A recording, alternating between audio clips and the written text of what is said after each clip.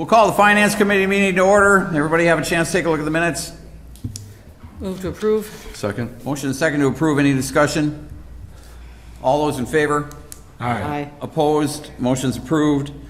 Approved claims in the amount of $1,571,938.97. This is as high as it is because it's been a month since we met, so we have multiple payrolls and all the AP and starting of construction project payments.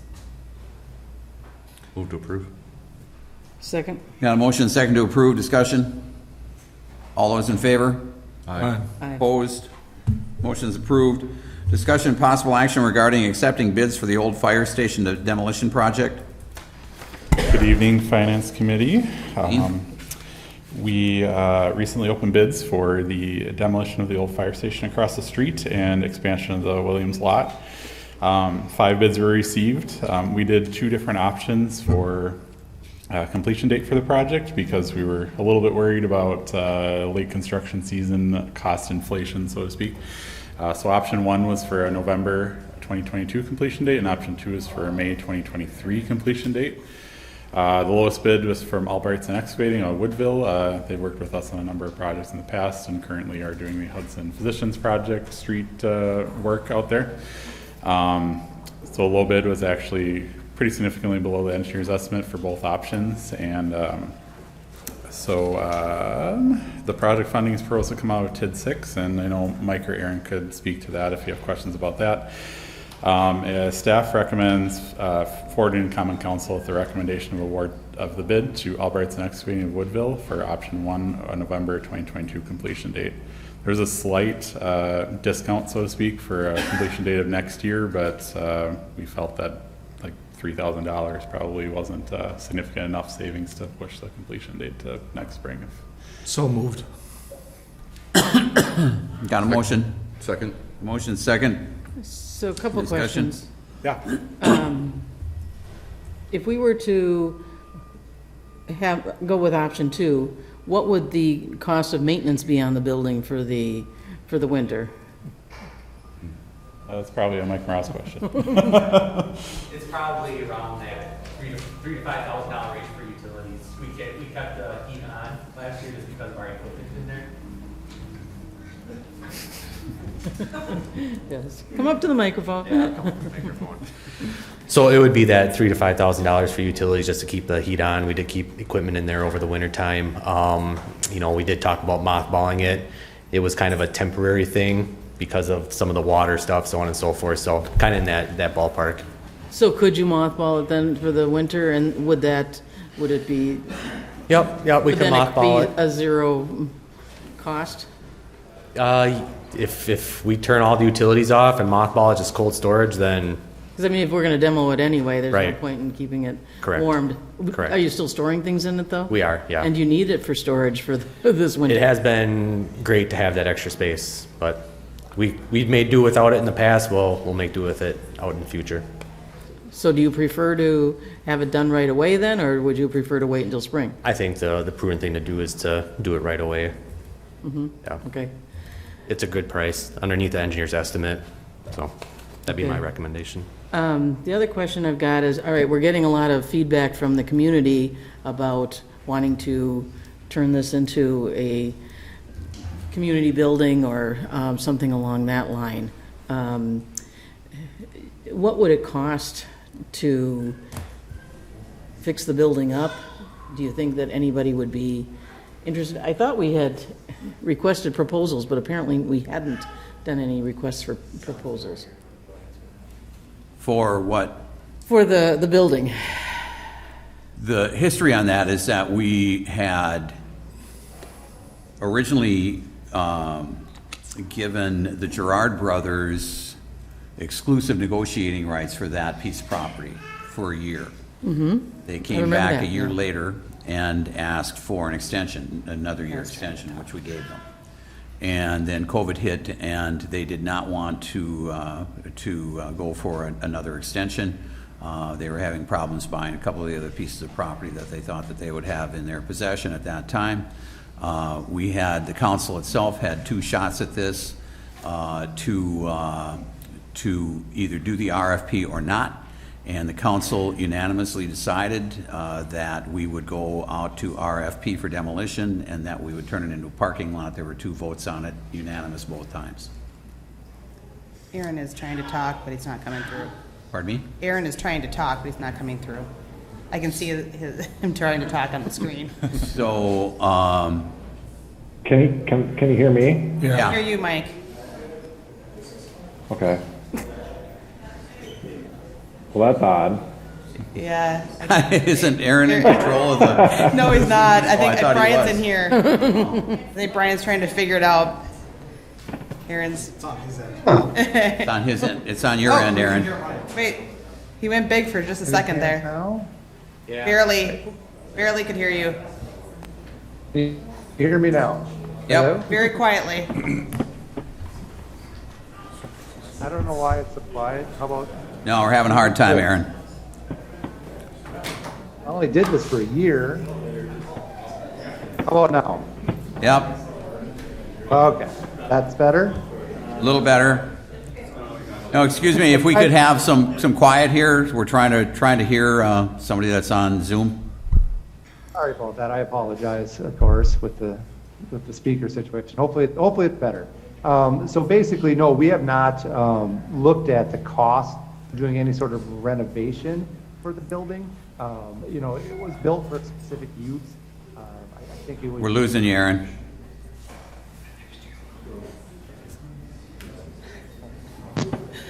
So I think where he's going This way. Is this any better? Yes, yes. Yeah. Okay. Anyways, so we did not do any costs for a renovation for it. It's a very unique, specific use sort of building. The city did not identify any potential use, I guess, that we could look at. So we have not run those costs. I couldn't tell you what it would be for renovation, of the building. So, that wasn't something that we looked at. I mean, when we looked at, I think the mayor summarized when we looked at the RFP. So, but as far as the reuse of it, that was never reused by the city. That was never something that we had discussed before. So I couldn't tell you what that number would be. I think that if to find that, you'd have to identify what purpose you'd want for the building. And then we'd have to then go and try to figure out what that cost would be if it would be possible to renovate for it. Okay. Well, I'd like to send this to council and we can talk about it at the council, so. Okay. Well, the motion's still on the floor. Yep. I'm gonna keep it there. Okay. All right. Any further discussion? All those in favor of the motion? Aye. Opposed? I'll vote no. Motion's approved. Let's see. Discussion and possible action regarding 2022 sidewalk and curb project bids. All right, so we, received bids for the 2022 sidewalk and curb project. Only one bid was received from timber companies. The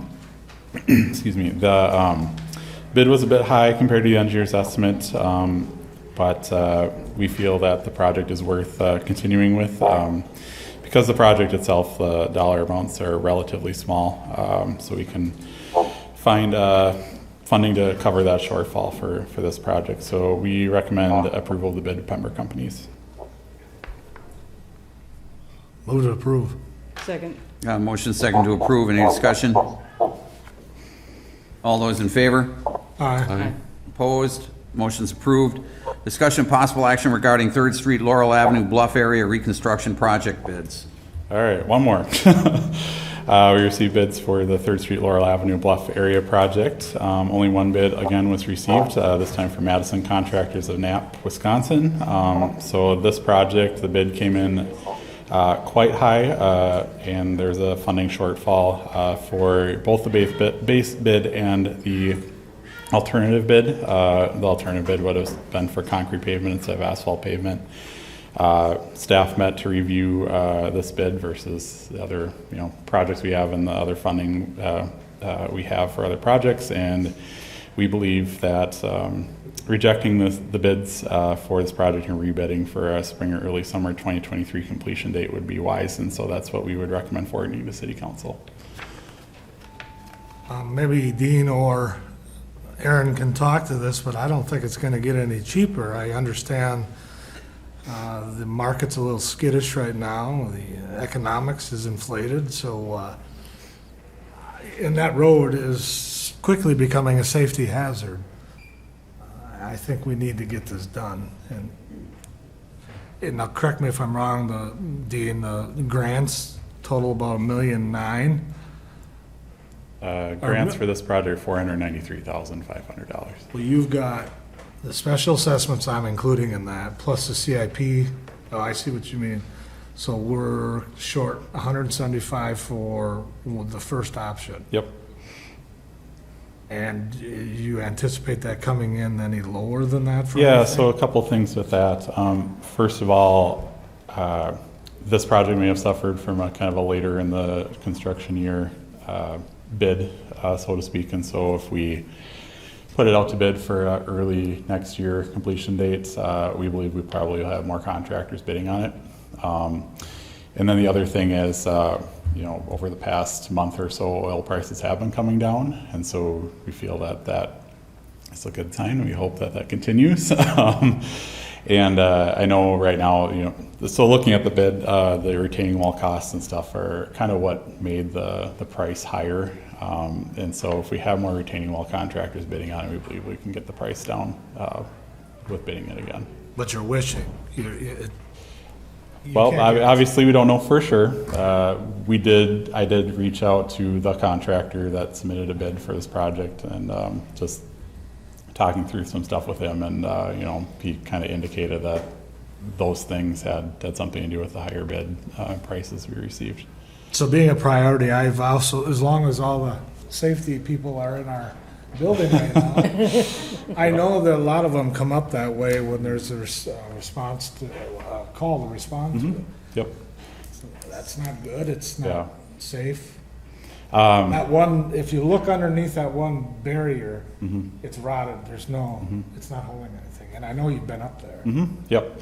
So I did want to say too that Mike and I and Kevin from our Public Works Department stopped up there and took a look at the spot, especially the worst spot that you're referring to see what we could do, assuming we weren't going to move forward with the bids, like what could we do up there to at least shore it up for one winter. And we have a kind of a preferred alternative of essentially a heavy-duty patch, so to speak, and also kind of creating a curb line through there so the water gets away from that spot that's eroding and just continues further down, so where it's not eroding right now. How much will that cost? Between $1,000 and $1,500 is what we estimated. I think we should get it done, find the money. And Aaron, I don't know if you say you got it anywhere or not. Well, I think it would be like anything. We would look at where we're at with the CIP right now. Do we have other projects that potentially have maybe come under? We could look at obviously using the capital fund where we do have rollover from past years that we should be able to potentially access to. So if the council feels like they want to get the project done this year, we can definitely make it happen, and we will find the funding to do it. It's like Dean said, we can't guarantee that we'll get a better bid if we rebid it, but our hope is that we would and save some of that $175,000. But again, we can't guarantee that. So if it's a council priority to get it done, that's fine. We can definitely make that happen, and then we can go through that process. I'll move we send it to full council. Second. Got a motion second. Any discussion? All those in favor? Aye. Opposed? Motion's approved. Thank you. Thanks, Dean. I don't have anything. Anybody? Move to adjourn. Second. Motion second to adjourn. All those in favor? Aye. Opposed? Motion's approved. We stand adjourned. Thanks, everybody.